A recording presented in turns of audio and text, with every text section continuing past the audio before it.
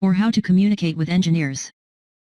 As men journeyed in the east, they came upon a plain in the land of Shinar and settled there.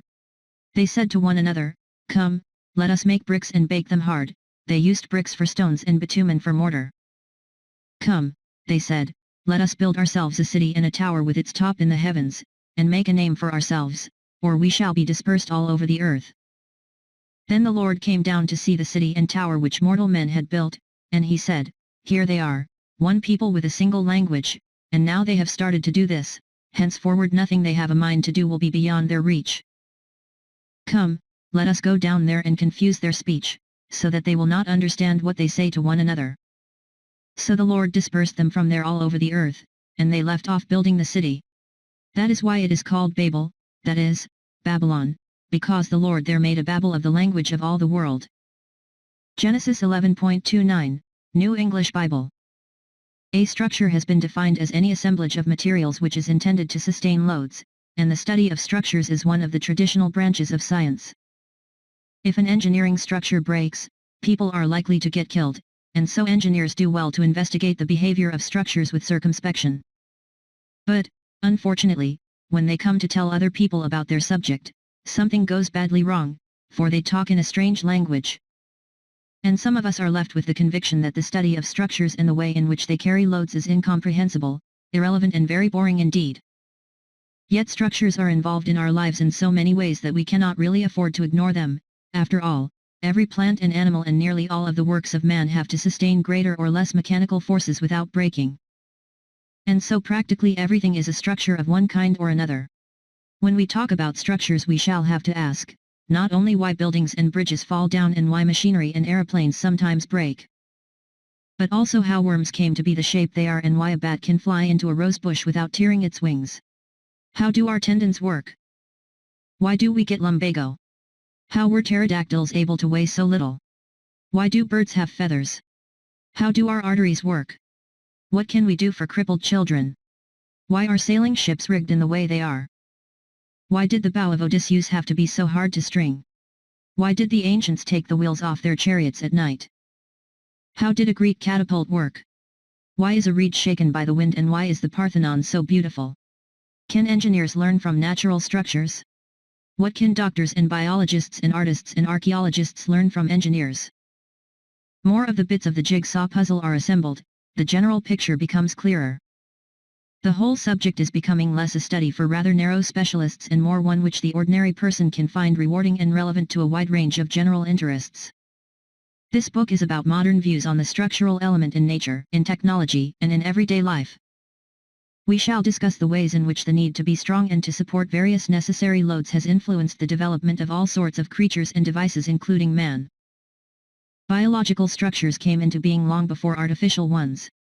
Before there was life in the world, there was no such thing as a purposive structure of any kind, only mountains and heaps of sand and rock. Even a very simple and primitive kind of life is a delicately balanced, self-perpetuating chemical reaction which needs to be separated and guarded from non-life. Nature having invented life, and with it individualism, it became necessary to devise some kind of container in which to keep it. This film or membrane had to have at least a minimum of mechanical strength, both to contain the living matter and also to give it some protection from outside forces. If, as seems possible, some of the earliest forms of life consisted of tiny droplets floating in water, then a very weak and simple barrier, perhaps no more than the surface tension which exists at the interfaces between different liquids, may have sufficed. Gradually, as living creatures multiplied, life became more competitive, and the weak, globular, and immobile animals were at a disadvantage. Skins became tougher and various means of locomotion were evolved. Larger, multicellular animals appeared which could bite and could swim fast. Survival became a matter of chasing and being chased, eating and being eaten. Aristotle called this allelophagia a mutual eating. Darwin called it natural selection. In any case, progress in evolution was dependent upon the development of stronger biological materials and more ingenious living structures. The earlier and more primitive animals were mostly made from soft materials because they not only make it much easier to wriggle and extend oneself in various ways, but soft tissues are usually tough, as we shall see, while rigid ones like bone are often brittle. Furthermore, the use of rigid materials imposes all kinds of difficulties in connection with growth and reproduction. As women know, the business of giving birth involves an engineering of high strains and large deflections. All the same, the development of the vertebrate fetus from conception onwards, like that of natural structures in general, is in certain respects from soft to hard, and the hardening process goes on after the baby has emerged. One gets the impression that nature has accepted the use of stiff materials rather reluctantly, but, as animals got bigger and came out of the water onto the land, most of them developed and exploited rigid skeletons. Teeth and sometimes horns and armor. Yet animals never became predominantly rigid devices like most modern machinery. The skeleton usually remained but a small part of the whole, and, as we shall see, the soft parts were frequently used in clever ways to limit the loads upon the skeleton and thus to protect it from the consequences of its brittleness. While the bodies of most animals are made preponderantly from flexible materials, this is not always true for plants. The smaller and more primitive plants are usually soft, but a plant cannot chase its food, nor can it run away from an enemy. It can, however, protect itself to some extent by growing tall, and, by doing so, it may also be able to get more than its fair share of sun and rain. Trees, in particular, seem to be extraordinarily clever at stretching out to collect the diffuse and fitful energy of sunlight and at the same time standing up to being bullied by the wind and all in the most cost-effective way. The tallest trees reach a height of about 360 feet or 110 meters, being by far the largest and most durable of living structures. For a plant to reach even a tenth of this height, however, its main structure needs to be both light and rigid. We shall see later that it incorporates a number of. Course, it is partly a matter of temperament and partly a matter of language, and perhaps a dislike and fear of the mathematical concepts of the engineer may have had something to do with the matter. Too often biologists simply cannot bring themselves to make a sufficiently serious study of the structural aspects of their problems. Yet there can be no reason to assume that, while nature uses methods of infinite subtlety in her chemistry and her control mechanisms, her structural approach should be a crude one. Wonders there are many, but there is no wonder wilder than man. Man who makes the winds of winter bear him, through the trough of waves that tower about him, across grey wastes of sea. Man who wearies the untiring, the immortal earth, eldest of the gods, as year by year, his plough teams come and go. The carefree bands of birds, beasts of the wild, tribes of the sea. In netted toils he takes the subtle one. Sophocles, Antigone, 440 BC, translated by F. L. Lucas. Benjamin Franklin, 1706–90, used to define man as a tool-making animal. In fact, a good many other animals make and use rather primitive tools, and of course they quite often make better houses than do many uncivilized men. It might not be very easy to point out the exact moment in the development of man at which his technology could be said noticeably to surpass that of the beasts that perish. Perhaps it was later than we think, especially if the early men were arboreal. However this may be, the gap both in time and in technical achievement between the sticks and stones of the earliest men, which were not much better than the tools used by the higher animals, and the sophisticated and beautiful artifacts of the late Stone Age is an immense one.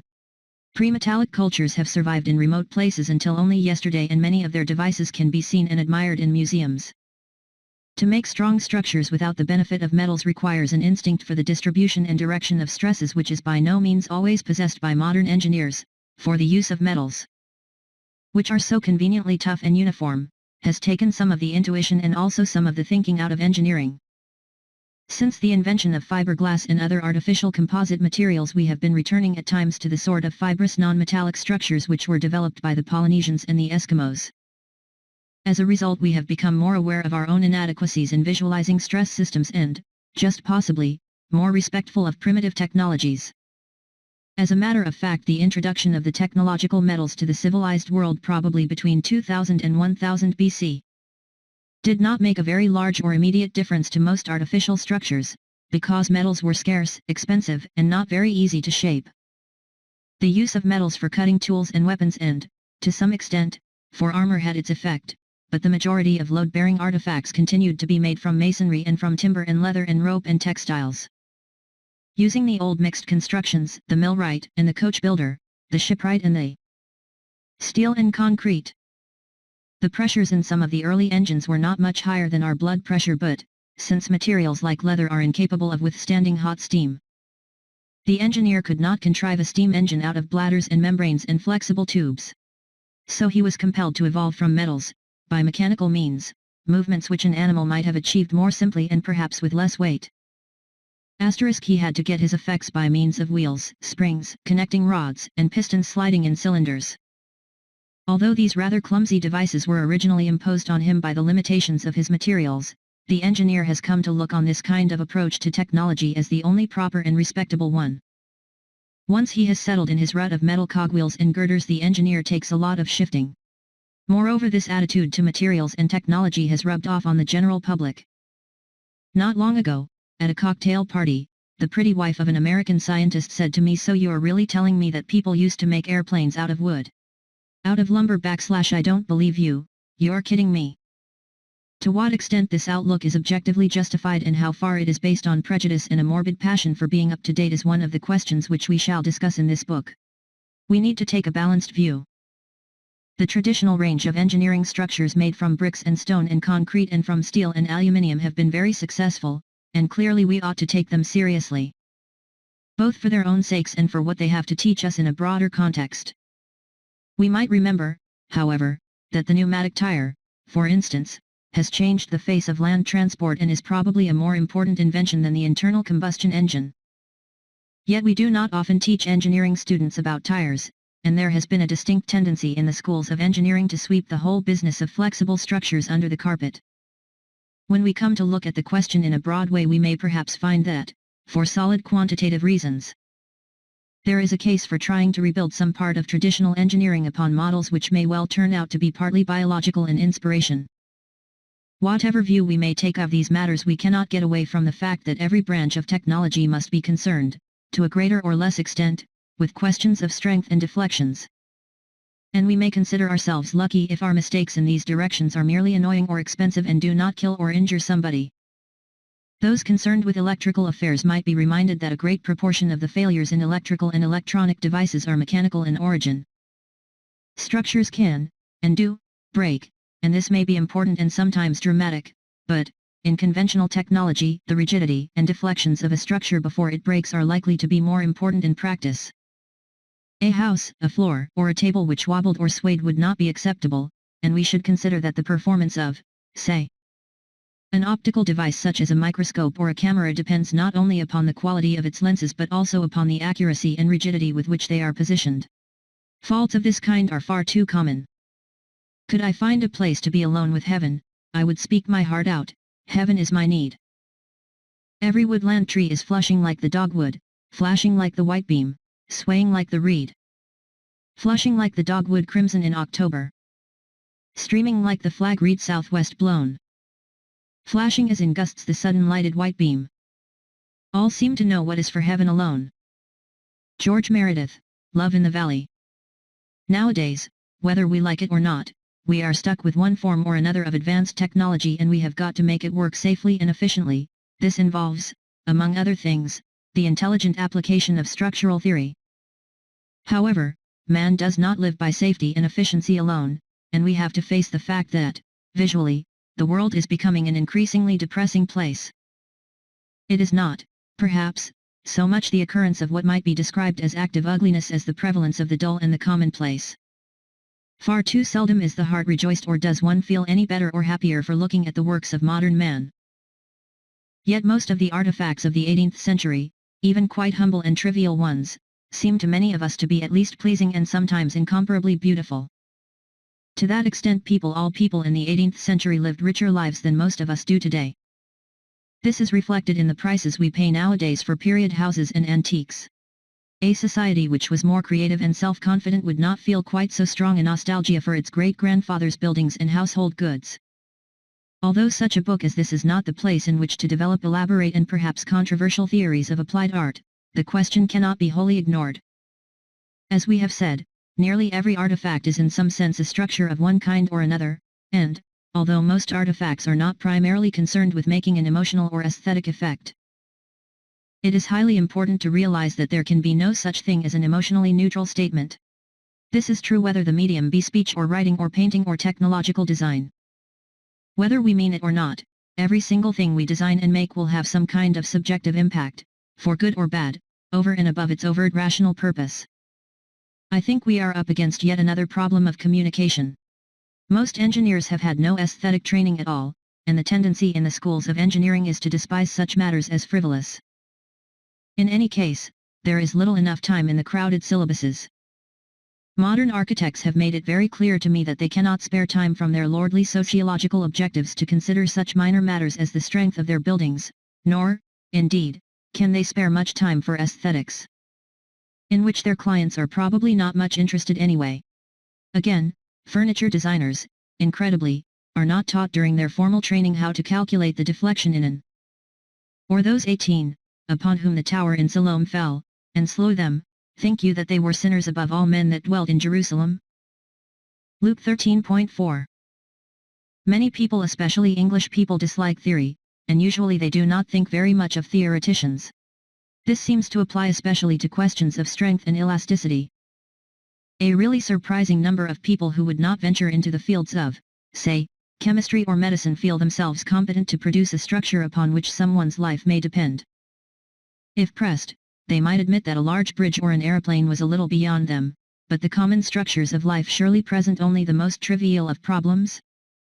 This is not to suggest that the construction of an ordinary shed is a matter calling for years of study, yet it is true that the whole subject is littered with traps for the unwary, and many things are not as simple as they might seem. Too often the engineers are only called in, professionally, to deal with the structural achievements of practical men at the same time as the lawyers and the undertakers. Nevertheless, for long centuries the practical men managed after their own fashion, at least in certain fields of construction. If you go and look at a cathedral, you may well wonder whether you are impressed more deeply by the skill or by the faith of the people who build it. These buildings are not only of very great size and height, some of them seem to transcend the dull and heavy nature of their constructional materials and to soar upwards into art and poetry. On the face of it, it would seem obvious that the medieval masons knew a great deal about how to build churches and cathedrals, and of course they were often highly successful and superbly good at it. However, if you had had the chance to ask the master mason how it was really done and why the thing stood up at all, I think he might have said something like, the building is kept up by the hand of God, always provided that, when we built it, we duly followed the traditional rules and mysteries of our craft. Naturally, the buildings we see and admire are those which have survived, in spite of their mysteries and their skill and experience. The medieval masons were by no means always successful. A fair proportion of their more ambitious efforts fell down soon after they were built, or sometimes during construction.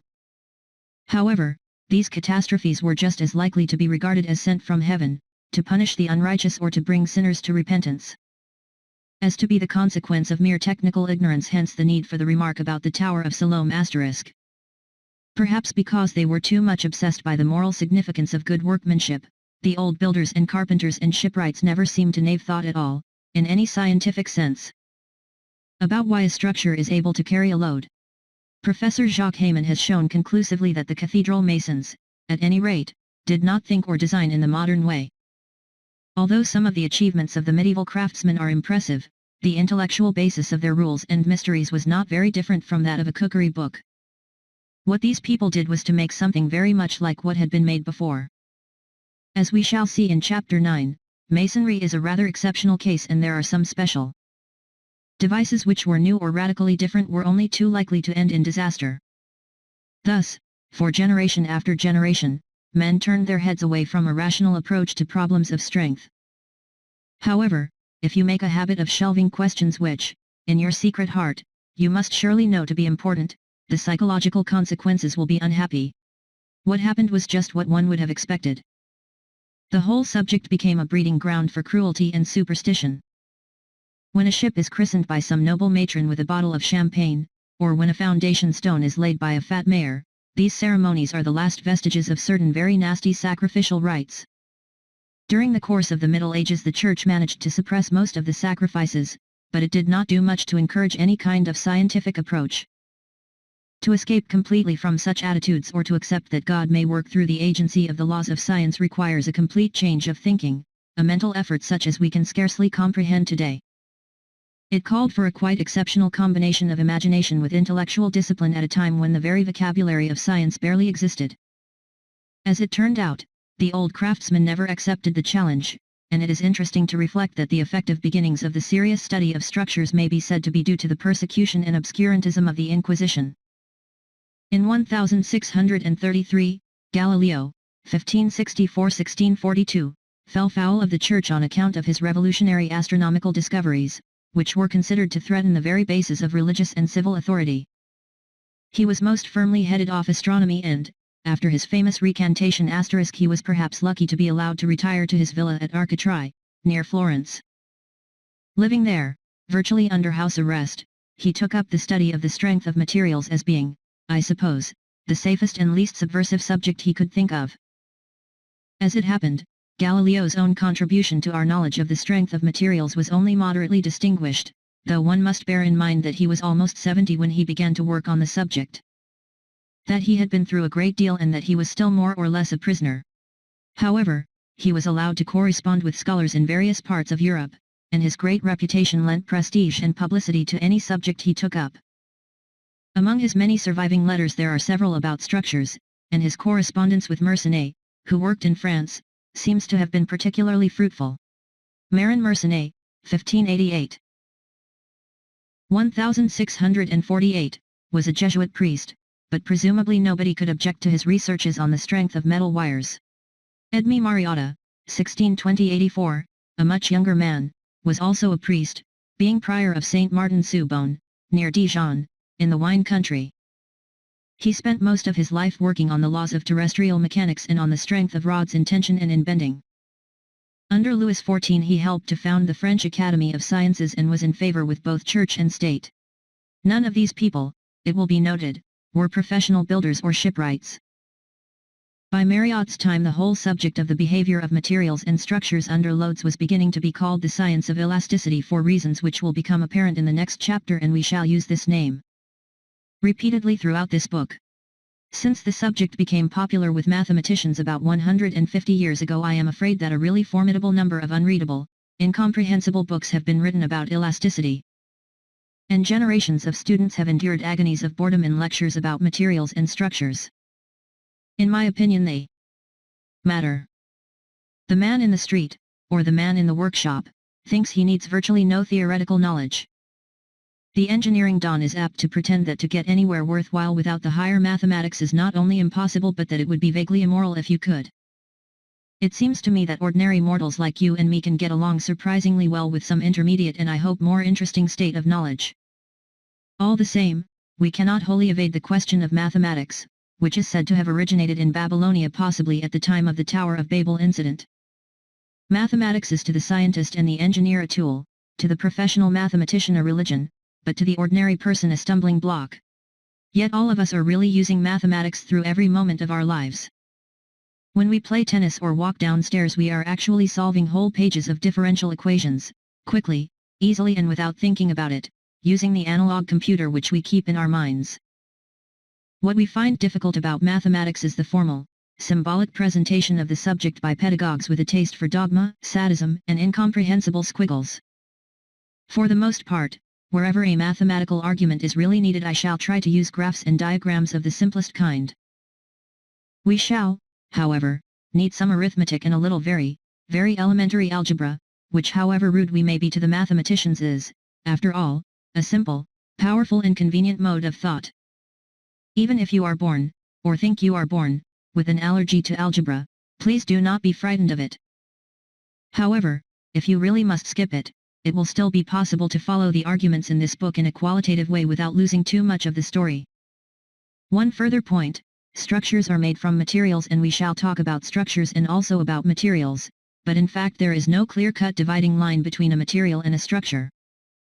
Steel is undoubtedly a material and the fourth bridge is undoubtedly a structure, but reinforced concrete and wood and human flesh, all of which have a rather complicated constitution, may be considered as either materials or structures. I am afraid that, like Humpty Dumpty, when we use the word material in this book, it will mean whatever we want it to mean. That this is not always the same as what other people mean by material was brought home to me by another lady at another cocktail party. Do tell me what it is you do. I'm a professor of materials. What fun it must be to handle all those dress fabrics. Compare pistons and bellows. There is an interesting discussion of pagan views on this subject